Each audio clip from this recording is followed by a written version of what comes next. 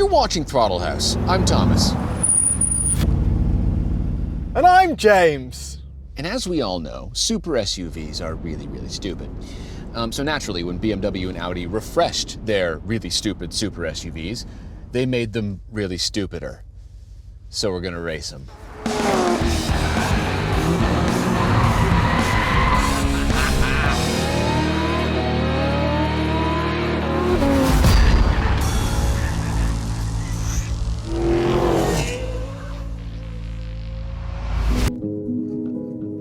Stupidity and power are often found as a pair these days, but when it comes to cars, that can actually be quite fun. And this time, the Audi boasts the bigger numbers.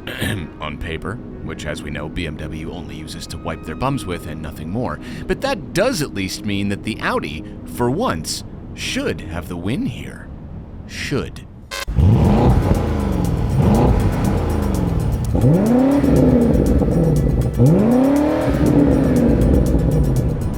Come on, Audi. 5, 4, Here we go. 3, 2, Launch control. 1, go. Oh, that's a really even start. Come on, Audi! This is your moment! You lose in every other class! Oh my God. Oh, that's even Stevens! Come on!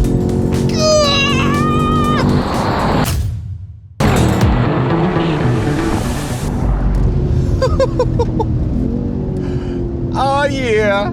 Oh yeah. Why that much? Who won that? I won that. What do you mean who I won figured that? I'd bring it into question, you know. Fair and square. That was a really close race though. Holy crap. Unbelievable. It's still, they're liars, still big liars. Yeah, no, they're lying about the number again, as usual. Can we do best of 3? No. Okay, why don't you hop in here and I'll show you why the RSQ8 is It's actually slower. still best. It's not slower. Slower. That's the difference. Slower. That You're was gonna the keep talking, difference that's of- okay. Yeah. This new RSQ8 is at least quicker than the one it replaces. Yes, they've done the more surface level changes like some design tweaks and giving it new DRLs that allow you an on-the-go selection of 5 different options, which is, you know, gimmicky and fun. But the performance name gains it a 40 horsepower and 37 pound-feet of torque jump, making it the most powerful combustion model in Audi history. It gets new wheels, they've retuned the adaptive air suspension, it has an optimized self-locking mechanical diff, and there's 3 new colours. And this grey isn't one of them. All right, let's see what a car that's a little bit slower than the X6M feels like. Feels exactly the same. I think this should be regarded with the level of respect of an Audi that just went toe-to-toe with an M competition and somewhat lived to tell the tale. No, it's an RSQ8. It should be able to go toe-to-toe with an M You competition. didn't even add performance there, which would have helped your argument. Oh, right, fair But I'm enough. glad you mentioned that you didn't mention performance. Yeah. So this is the second performance we've driven recently. The first one was the RS6 performance, Right. which didn't gain nearly as much horsepower as this. All right, 631 horsepower is nothing to sniff at. This is the most powerful ICE Audi you've ever been at the helm of. And you know what? I can't tell that it's any quicker at all. Right, and we couldn't tell in the RS6 performance either. No, it feels But roughly like an Urus. because they're not massive liars like BMW. Right. I just believe them. They've got a good track record. Yeah, it's believable. They don't know how to lie. They Audi, make or slower have fun, cars, usually. and they go slower, and that's what they said they would do. They set out and achieved. All right, so this is the performance. So you got a few things, all right? Yeah. This 8-speed transmission has been tuned for even speedier shifts.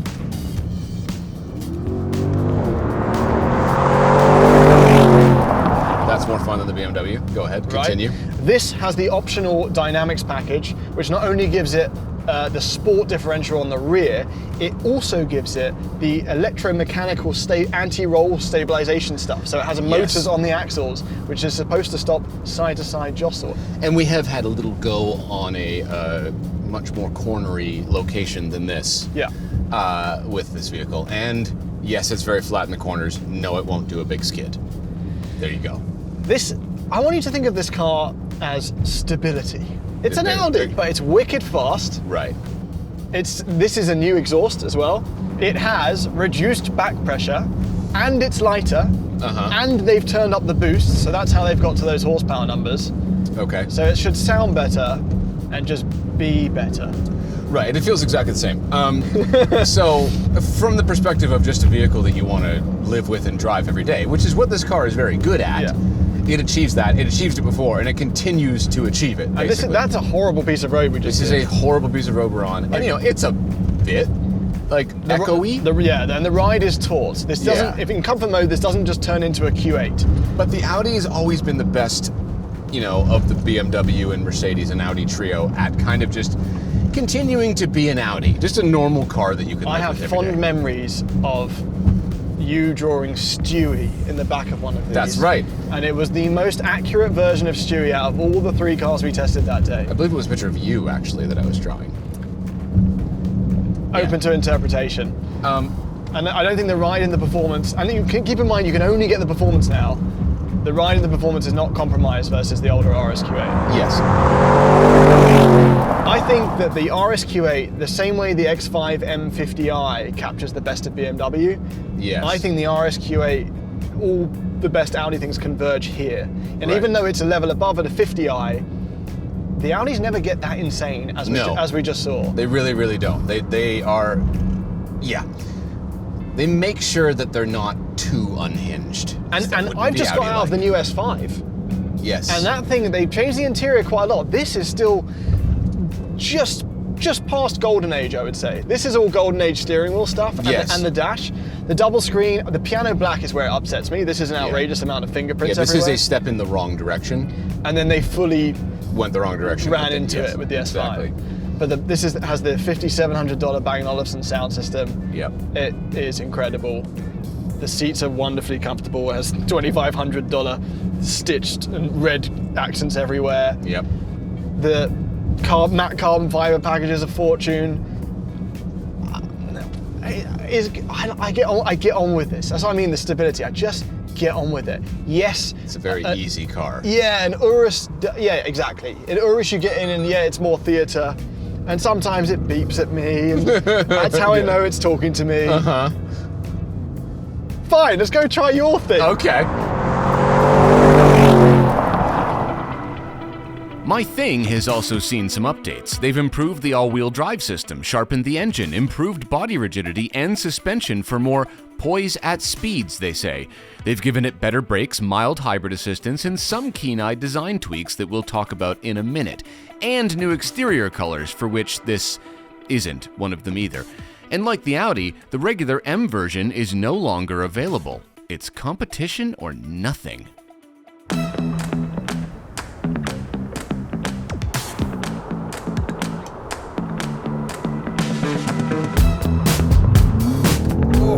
Okay.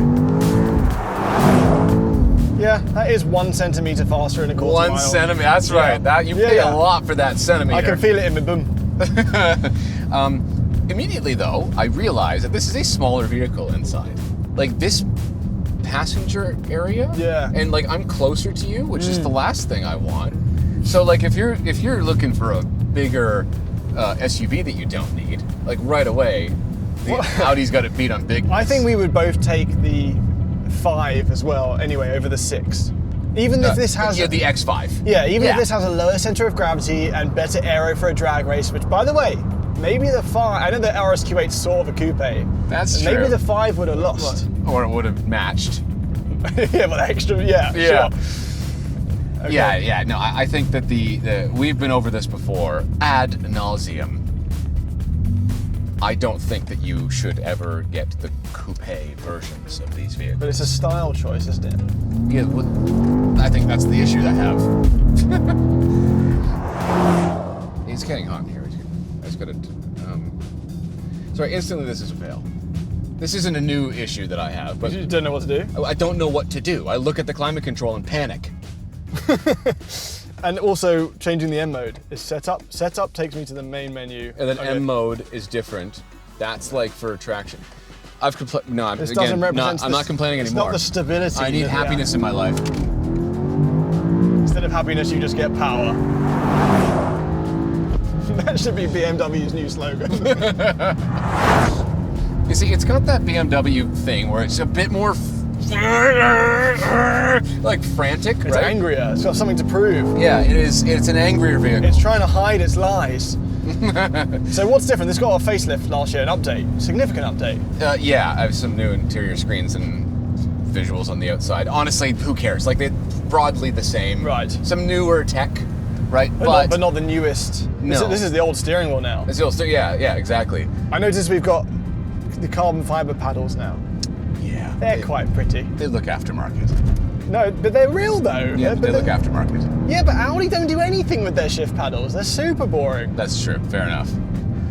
Yeah, there's a bunch. There's the new tech in the i stuff.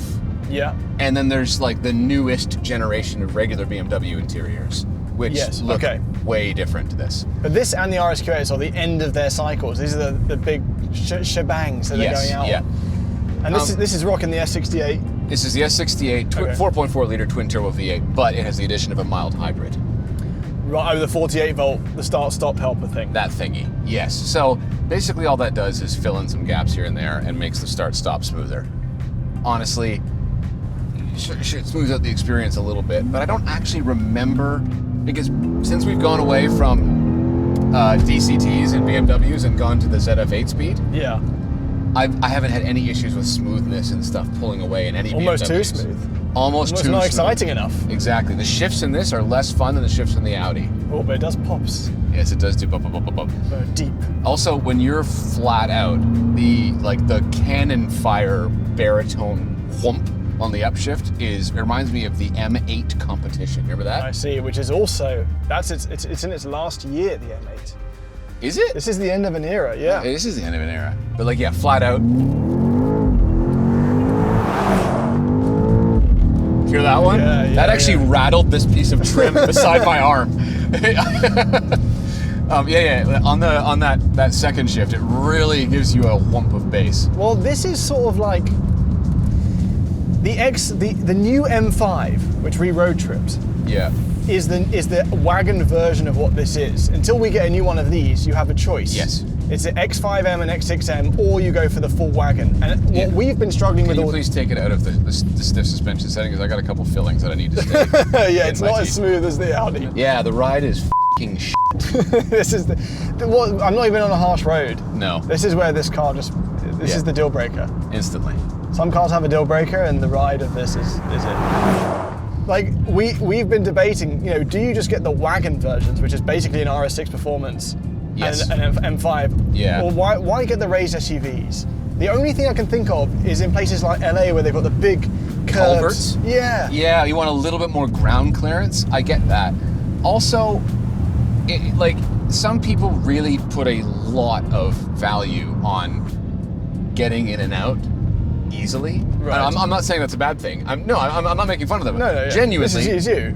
It's me a little How's bit. your back? Well, How's your neck? I have a Land Cruiser now, so it's really easy to get in and out of. I was like the fifth time I went to the grocery store and hopped in and out on an air. I was like, damn it, this is really nice. Not having to take my foot, put it behind my head, and get into my M2. Do you know what I mean? Yes. Right. So yeah. You're not a young man anymore. No, I guess not. So I think there's quite a lot of that as well. But I agree, in terms of every other aspect of it, you really don't need the SUV. The only thing it's doing is compromising dynamics so that BMW then and Audi has to stiffen the suspension or come up with some ridiculously heavy and complicated technology to prevent roll in the corners. And all that does is add more weight and makes the suspension stiffer. So it's a lose-lose cycle, really. Here's the thing though, in this moment in time, this represents a previous era of BMW design language. So if you don't like the look of that new M5, this is all you got. This isn't just because it's the coupe thing. I don't think it's a good-looking vehicle, but compared to a lot of the weird stuff BMW's been doing lately, I don't think it's that bad looking on the front end, right? Let's put it next to the RSQ8. Okay. Okay. So, this is fine. Okay. That was really measured for you. Is it? Yeah. I was pretty proud of that. Back though, I don't want to talk about it because I never ever get the coupe version. I'm sorry, just always get the. Well, it also just gets in the way of rear seat space. Yeah, you lose storage, you lose rear seat space. You don't need the extra top speed in a drag race unless you happen to be regularly racing Audi RSQ8. It's for style points. I forgot how absurd these brake calipers are. Well, there's a lazy Susan of a brake rotor behind these wheels. 23-inch. These are the special performance wheels that we didn't have on that RS6 press car, and they save a significant amount of unsprung weight. They look like there's nothing to them. I think they're really beautiful, and I would stick that on any Audi. I think they would probably work with any Audi. Yeah, well, assuming you can get a smaller size. Yes. Because if you put that on any Audi, it would look absolutely absurd. You got these tiny little 21-inch wheels. There's not enough tire. There's not enough tire on either of them. There's not enough tire, no. Yeah. Like, that would go a long way to helping the horrible ride that this has. Yeah. So the facelift stuff is minimal on this, isn't it? It's just like, this dam's come down, you got a little spoiler there's a little spoiler on the back. He asked me to learn what the things were, and then what has happened is he knew that I didn't learn the new stuff, and he learned it anyway. So now the knowledge has been imparted to you. We've got this far, okay? Yeah. There's only one way to last 8 years. Because it doesn't look any different. Who cares? The black paint is hiding it a bit, but yeah, it's not that different. No. This hasn't changed much. We got the carbon fiber stuff going on. Yeah. We got the new Audi emblem now, so we've lost the silver rings. It's gone to this. Oh yeah, I don't like that. This 2D thing. Yeah, that's not nearly as nice. But yeah, otherwise still looks very much like an RSQ8 and not an Urus. Which one of these would you get? My knee-jerk reaction is super SUVs, neither of them. Yeah. But I've really, really, really got on with this. Like I like getting in. No. I like the do as I get all the paraphernalia about it. Yeah. And the power. But all of those things you can get in a Q8. No, all the things that you like. This one says RS Performance on the ground at night. At night. All right, which one would you get? Neither of them, obviously. Damn it. Because they're so pointless. Ah! But would you get the RS6? Would you get an RS6 wagon? Yes, I would get an RS6 wagon. You don't have to have a breakdown over these vehicles. Sorry. But it's the RS6 pointless. You could just get an A6. Fair enough. Can you get an A6 wagon, though? Yeah. Well, damn. Maybe not of the new... Yeah, Sign you can. me up. Well, no, the 6 is now an EV. Europe. Yeah, in Europe. But no, we could get an A6 wagon. I should do journalism better, because I didn't know that. So neither of these, not even an RS6. A6 wagon. Your answer is an A6 wagon? Yes, I would take an A6 wagon over both of these, no question. What about, like, for the car that does everything and has power and excitement? Yeah, it could have been the M5, but it isn't, is it? So it's an A6? Because it's not the RS6. So what out there exists as the one car does all this? What these are attempting to do for you, which is the car? Because this is damn close for me.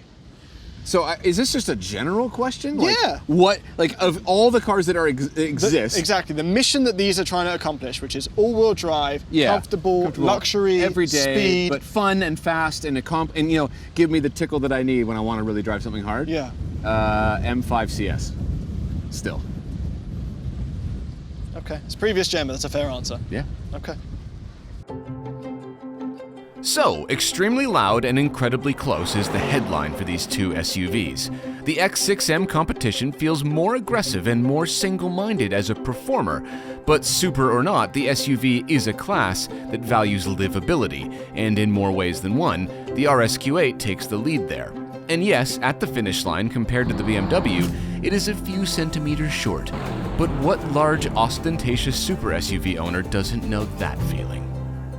Thanks for watching.